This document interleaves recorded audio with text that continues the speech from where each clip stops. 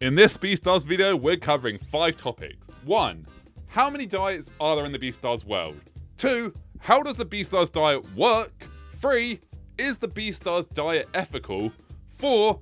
Does the Beastars diet make sense? And 5. The somewhat plot holes in the food system, because no, it doesn't always make sense. I'll answer that right now. Considering it is one of my most popular videos and evergreen videos, even though I haven't made money off that yet, I should probably actually make a much better version of the video on how the food system in the Beastars world works, instead of a video I just thought was a good title, so I used it. So, how does the food system in the Beastars world work? Let's get into the meat of the video. Or should I say, the meat substitute? No, don't ever make that joke again. No, I definitely shouldn't say that. I'm gonna presume since you're watching a video on an in-depth analysis of Beastars, you know what Beastars is. But if not, go watch it! I legitimately believe that Beastars has one of the best world-building stories of any media I've ever experienced, where Puru the author took into account and acknowledges all the little things that would need to be accounted for such a world, such as how do deers put on t-shirts with antlers, and all the imperfections or damages to the world by including scratch marks, scuffs, and worn out patches, because yeah, in a world where you have creatures with claws, there's gonna be scratch marks, scars, scuffs, and worn out patches. Kind of tripped over my words there. And when it was turned into an anime, it was done by Studio Orange, who did Trigun Stampede. And they understood the assignment. So much so that I have an entire series looking at the little details in the background that Studio Orange added into Beastars. Check that out after you're done with this video. But if that is not enough of a reason to convince you to watch Beastars, hopefully this video will, if you haven't watched it already. If not, seriously, please go check it out. As covered in another video, there are 5 main diets in the Beastars world. However, despite having 5 categories, the land-based socially acceptable food system is built around a herbivore diet. This of course makes sense. We as humans, in most parts of the world at least, consider it immoral to consume meat of another person, but don't consider it immoral to consume the meat of an animal in most parts of the world. This is because there is a clearly defined line in the world. You're not expecting to walk into the office and see a cow sitting in the cubicle next to you, and you're not really expecting to see Jerry from Accountant's ribs on double discount at your local supermarket. However, in the case of... Wait, double discount?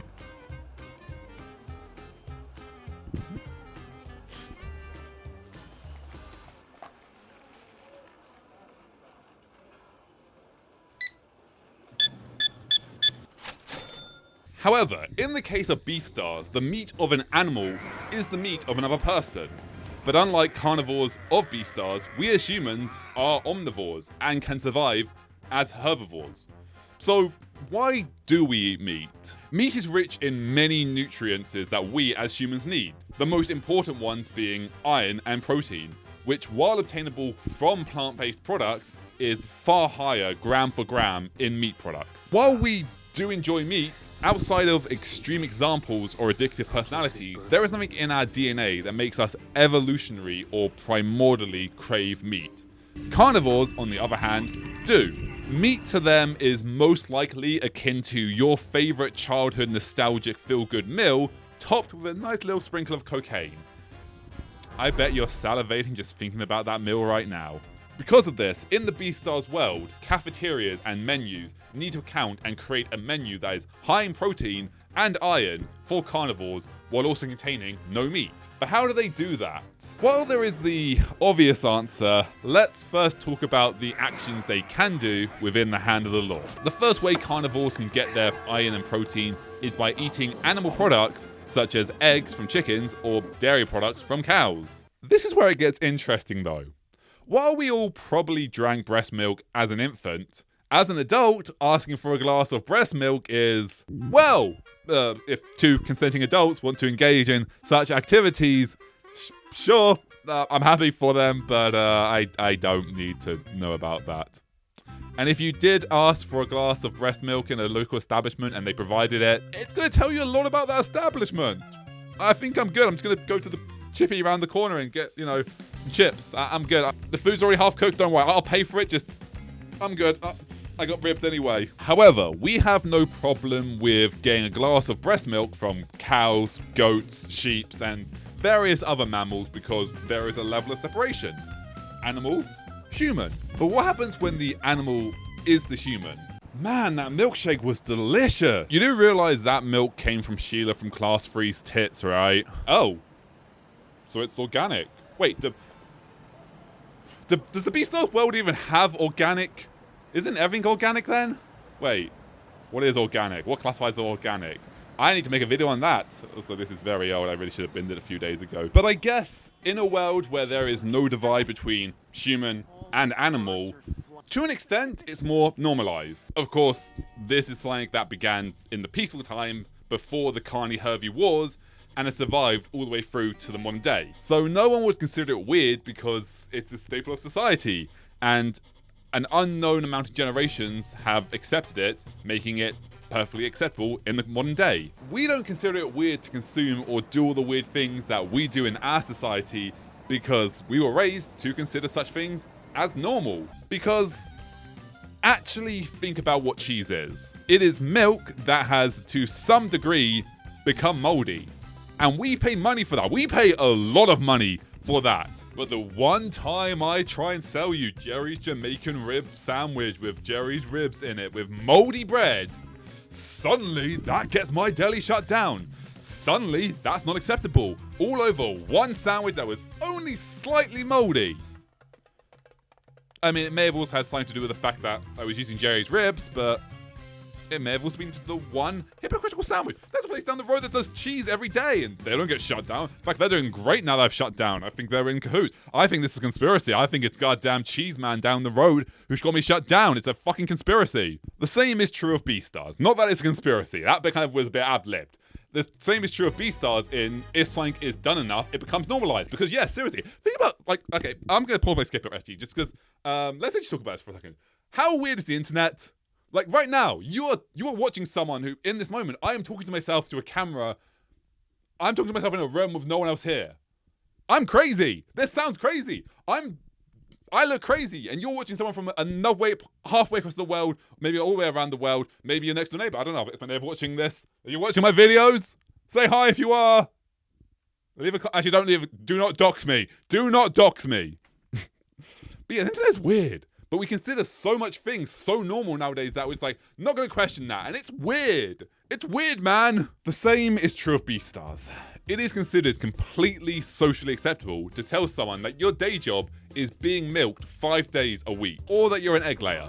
That is a completely acceptable thing for someone to say. I guess in the Beastars world it makes sense, but to us as humans, it's weird. So if the choice is between letting a carnivore feed their carnivore instinct by surviving off the milk of another person, or having the carnivore give in to their instinct and desire to devour and consume meat, why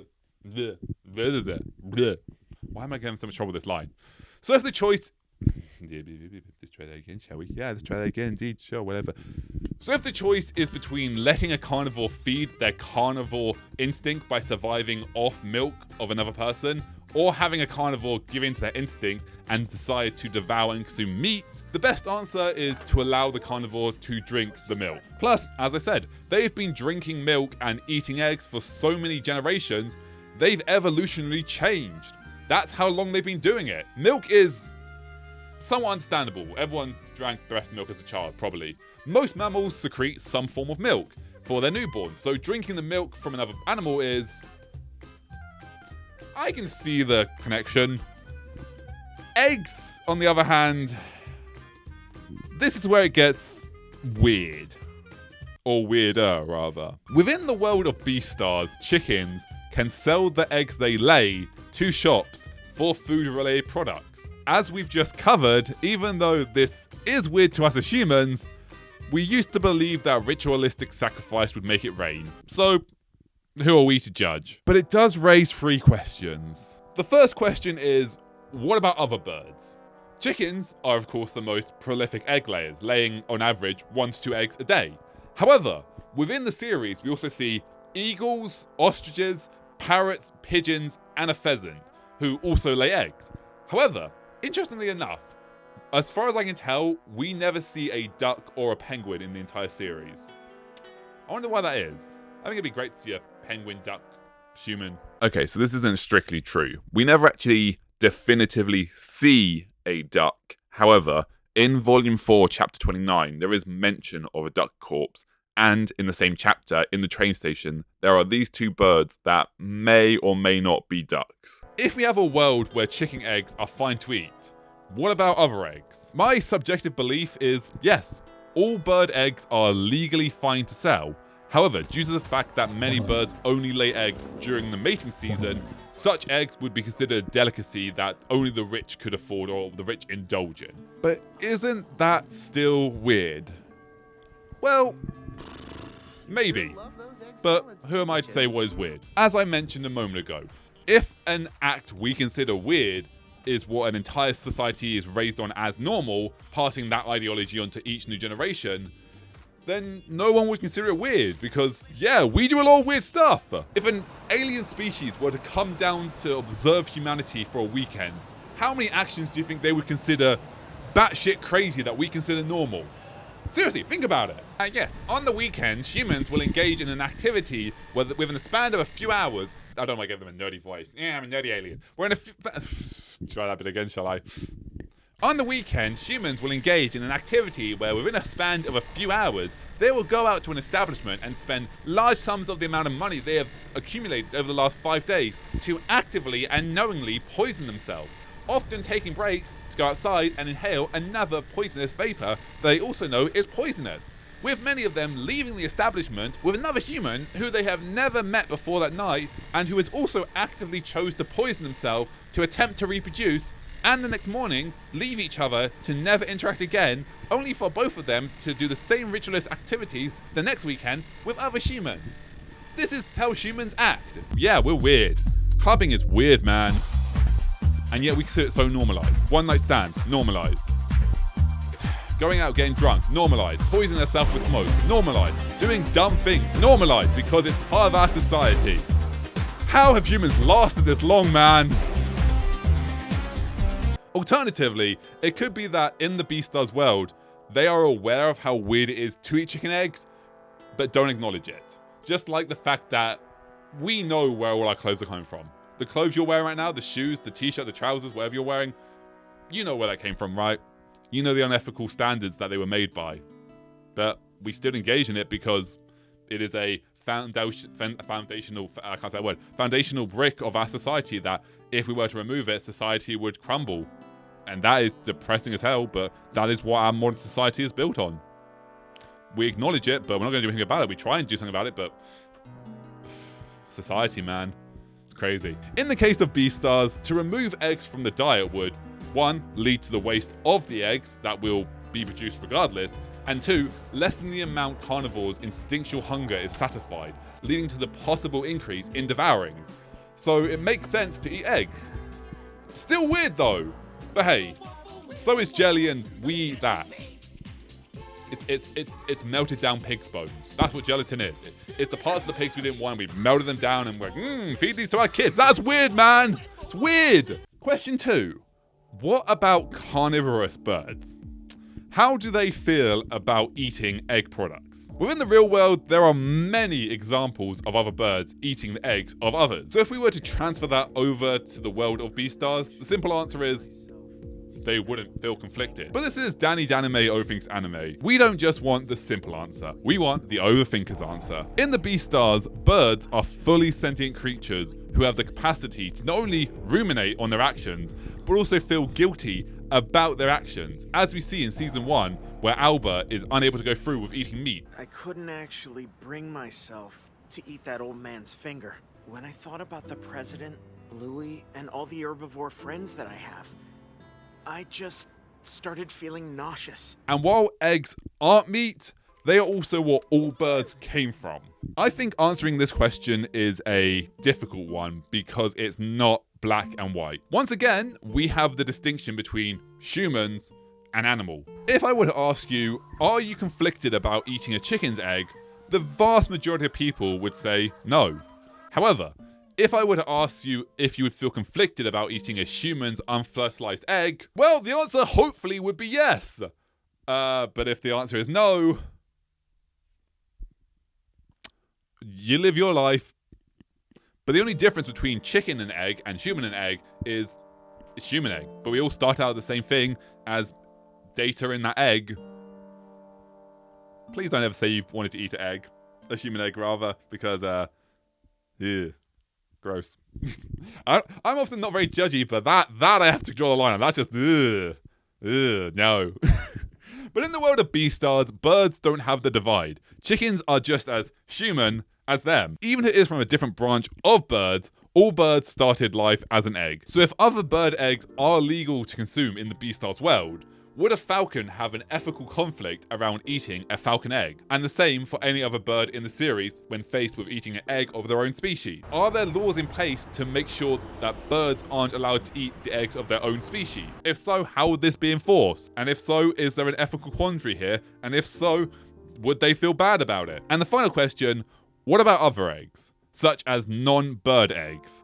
Because, as we've explored, other eggs are most likely just a delicacy. However, what about reptilian or fish eggs? Fish eggs, originally, I was going to say were the easiest to argue, but then I ended up making a massive video that turned out to be, much bigger. This whole section was so much shorter originally, and then I made a big section that turned into a video of its own, so check that one out after this. But within the series, we hear mention of how eating insects is legal, though possibly considered a form of legal doping, unlike blood, which I've also made another video on. Check that out. I should make a playlist for this video. Despite the fact it is legal, we also see that Legoshi has reservations about eating a moth before the fight with Thames Devourer. But also, throughout the series, we are shown that Legoshi has a deep love of all life and insects in particular. And it's just a preference, as we also hear Oba talk about eating bugs. And Kai.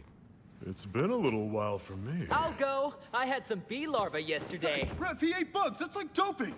Nope, that's legal. I know Alba eats bugs too, don't you? Well, I'm plenty strong even without eating bugs. Everyone's so into it. But I would argue fish eggs are much like insects. Though I do wonder how fish eggs would be acquired in a world where marine life is sentient enough to order udon, communicate, and understand the currency exchange. Is there a middleman between the land dwellers and the marine life, such as Sugwon, who would translate for them? Would they be the one harvesting the eggs? What is the payment method for the middleman? Do they get paid in paper cash or seashells? Do they get paid beforehand or is it afterwards? Do they get paid in paper money beforehand, take it to a money exchange, get the shells, and then go to the fish for their eggs where they pay them? Or is it the other way around? Pay the eggs in shells, give the eggs to land dwellers, who then give the middleman the paper money. What about Masala? Would that exist in the Beastars world? If so, would it be significantly more expensive than hummus? Would individuals be judged for eating Masala? Would caviar have a weird stigma around it akin to smoking? Where is the line in the sand? Unintentional pun. Turtles are both sea and land creatures. Would their eggs be considered ethical to eat? While their eggs aren't laid in the water, neither are chicken eggs. And such eggs are considered ethical to eat in the Beastars world. Turtle meat is sold at the back alley market, but so is chicken meat. If turtle eggs are considered acceptable, what about tortoise eggs? We see tortoises in the series, and they're just a branch of turtles' evolution. Where if other bird eggs are considered delicacies to the common hen egg, would tortoise eggs be considered an equivalent to a falcon, eagle, duck, or parrot egg? A delicacy in the Beastars world. What about alligators or crocodiles? If tortoise eggs are fine, are their eggs also acceptable? Or the more interesting question, even if they are considered food in the Beastars world, are they considered legal foods? Is there a stall at the back alley market where shoppers can buy exotic eggs? Would others know they're not chicken eggs? Would they taste different? Would it be a situation where it's illegal to supply but legal to possess? Or would the police just confiscate any egg from anyone carrying them? And if so, how would they dispose of them? Let's move on to the next item on the menu, shall we? Which is fish meat. Originally, this section, as I said, was a lot bigger, but it became so big that it definitely deserved its own video. Check that one out after this video. But basically, fish meat, as the name suggests, is fish meat that has been packaged and offered to beast kind. And fish meat makes absolutely no sense, so we're just going to ignore that and say, sure, it exists, why not? Fish meat is grounded up fish, placed into a sausage-like casing, and was offered the beast kind by a 400-year-old whale, and is introduced 2 chapters before the end of the story, and can satiate the carnivore nature of every meat eater and create world peace. I wish I was joking about that. However, seeing as fish meat is only introduced right at the end of the story, how did carnivores survive before that? Well, they survived off eggs, milk, tofu, protein-rich veg, such as legumes, and of course, many survived off the meat from the back alley market. But why doesn't a meat substitute exist in the Beastars world? In the real world, we have Quorn, we have Beyond Meat, and we have Impossible Meat. All plant-based products that taste the same as the real thing because they are flavored with artificial flavoring to make them taste like real meat. Surely the Beastars world could create something like that, right? Well, again, that ended up being a big enough subject that it was deemed its own video, so check that one out after this one as well. You got a lot of videos of mine to check out after this. But let's just say it makes complete sense. There is no meat substitute, and yeah, it makes sense. This means the only option carnivores have in the Beastars world is to survive off protein-rich veg. But where do they find the land to grow enough food to feed a planet-wide population of vegetarians? Or lacto-ovo-vegetarians if you want to be pedantic. As I mentioned in my original video on this topic, without the need to have pastures for livestock, it could instead be used for agriculture. But how big is the Beastars world? Honest answer, we have no idea. We don't. And it's never made entirely clear, and a lot of the story seems to point to the idea that the town that Beastars takes place in is the entire world.